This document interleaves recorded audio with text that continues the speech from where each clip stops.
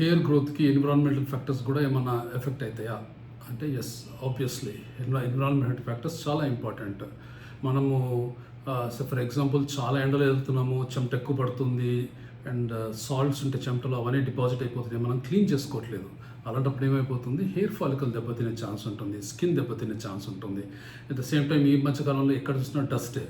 So ఇలాంటి dust ఉన్నప్పుడు ఏమైపోతుంది అంటే డస్ట్ క్లాగ్ అవటము, అక్కడ హెయిర్స్ మధ్యన ఉండిపోయి ఒక రకమైన లేయర్ ఫామ్ అవటము, దెన్ ఫర్దర్ అది ఇరిటేషన్ చేయటము, మేబీ సమ్ అలర్జిక్ రియాక్షన్స్ రావటము, ఇలాంటివన్నీ కూడా జరగవచ్చు డస్ట్ ఉంటే.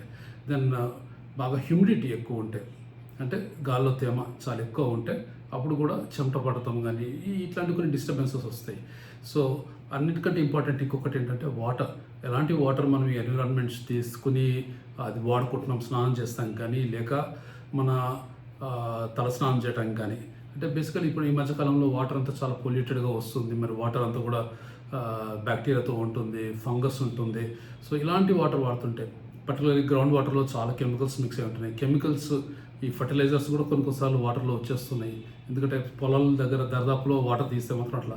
అండ్ హార్డ్ వాటర్ కూడా ఉండొచ్చు. So these are all multiple factors, environment factors which will actually affect our health of the hair బాగుండాలంటే మరి ఇవన్నీ కూడా జాగ్రత్తగా తీసుకోగలిగితే దాని హెయిర్ బాగుంటుంది, లేదంటే ఎక్కడో దగ్గర దెబ్బతింటూ ఉంటుంది. ఇది ఎన్విరాన్మెంటల్ ఫ్యాక్టర్స్.